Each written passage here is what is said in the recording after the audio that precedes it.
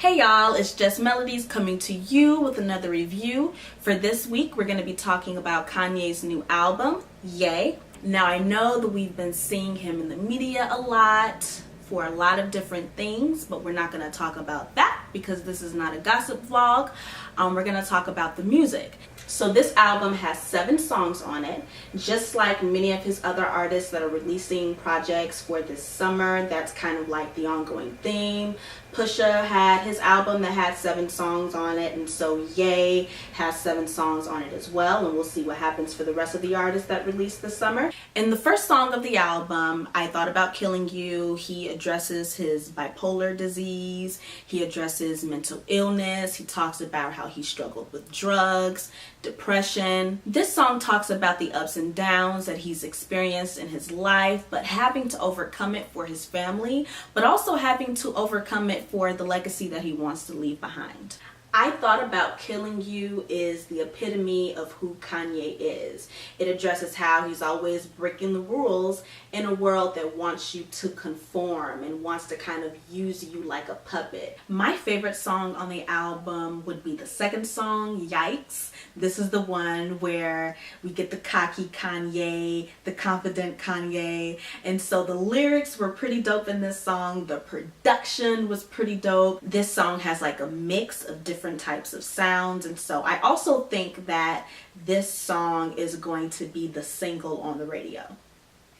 I'm almost willing to bet. We'll see though. And he addresses all of the critics, even people that he called friends or industry friends, and how everyone called themselves having a moment for Kanye and praying for Kanye. And he's like, well, you have your own demons too. So while you're praying for me, I'm going to pray for you as well. And he brings up the whole Russell Simmons situations with the Me Too movement. To me, Kanye kind of had like an F you moment. It's kind of like, I don't need your prayers.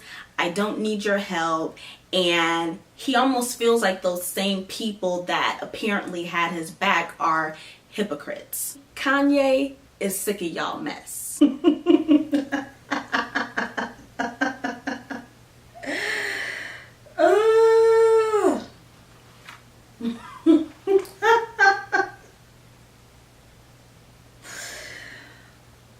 Oh boy.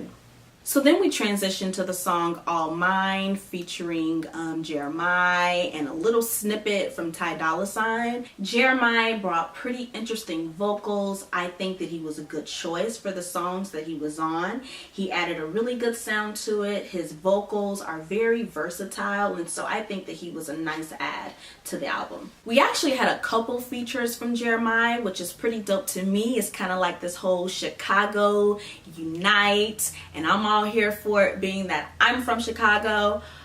Well, I'm not from Chicago. I am from the suburbs of Chicago, and you have to be very specific, because if you are not from the city folks are gonna be like, girl, you're not really from Chicago. What suburb are you from? And then when you say it, it's like, you know, so be very specific. I am from the suburbs of Chicago. However, seeing this united front between Jeremiah and Kanye and them doing some of this album together was great. It was a moment. Kanye kind of addresses the hot topics that we speak of. For example, the whole Tristan Thompson and Khloe Kardashian situation, and he talks about cheating scandals. Kanye also talks about everything that the media has had to say about him, people questioning his character, his motive, and how it's really frustrating for him that people do that. And even through him losing money, him getting through his depression, his wife stood by his side. And so Wouldn't Leave is like an ode to his wife for sticking by him through better or for worse, just like a marriage is supposed to be, working through the good times, but also, most importantly, working through those bad times. Kanye is telling us that he's numb to all the pain. People can say whatever it is that they want to say about him, but he's free.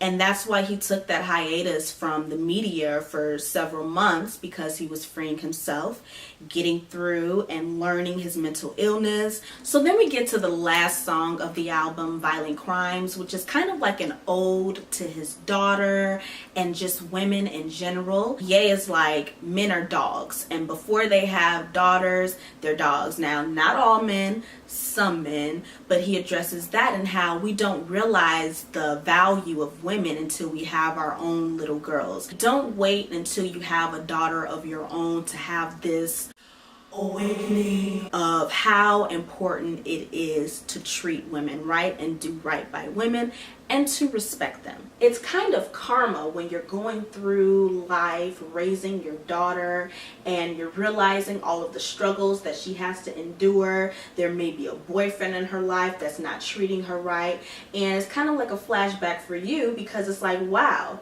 you know, the way that this boyfriend is treating my daughter is exactly how I used to treat women, and I am seeing a version of myself. So the question that all men should ask themselves is, the way that I'm treating the women in my life, would I want my daughter to date someone that is just like me? And if you have to think about that, or if the answer is just straight up no, that's how you should know that you should kind of do some self-evaluation and shape up and do right. That's the end of the album. Violent Crimes being the last song of the album kind of makes it a weird ending for me. It almost seems incomplete. And as I'm going through the different tracks, listening to the content, I believe that Ghost Town would have been the perfect ending to this album. That song talks about the freedom of who Kanye is, the freedom of depression, the freedom from his mental illness, the freedom from the gossip that the media has put together. And so I think that that would have been a great ending to the album in itself, and it would have been more complete at that point. So now we get into the production of the album, which was absolutely A1, and that's not surprising, being that it's coming from one of the best producers of our time, Kanye West himself. The production of I Thought About Killing You sounded super eerie. The sound almost sounded like a horror film, and that's the introduction. So you're like, whoa, what is this album going to actually sound like? This is kind of creepy. As I mentioned before, there are a few songs on the album where there are a mix of different sounds for one song. An example of that would be Yikes, where the tempo completely changes, the beat completely changes, and that was actually my favorite piece of the production, was the mixing of different sounds in one particular song. There was a rock aspect to it, a pop aspect to it. It sounded like hip hop. This album was very much like the Kanye that I missed. In addition to the rock and pop, you had like this old school gospel choir aspect to it, which I love. He's not the only artist that does that. Some of the songs almost sounded like I was in a Baptist church and we were in like the worship segment of the service. Now there were also songs on the album that kind of had like a Chance the Rapper sound to it. It's almost like they used the same producers for those songs, like Wouldn't Leave and Violent Crimes. It kind of reminded me of something that I would hear of a Chance the Rapper album, like a coloring book or something. So I don't know if they worked together, but there were some songs where I was like, wait, is this Kanye or is this Chance the Rapper? Now, what would a Kanye album be without a few samples, right? And so you have the song Ghost Town, which was sampled from Vanilla Fudge from the song Take Me for a Little While, which I really loved. You also have the song No Mistakes, which is a sample from Slick Rick and his song Hey Young World. And in that song, you also get like a little sprinkle of some Charlie Wilson vocals as well. Y'all, this was a very solid album. Despite what you may think about Kanye, despite your feelings about Kanye, it doesn't take away from the fact that this was a really good album with great production, great lyrical content.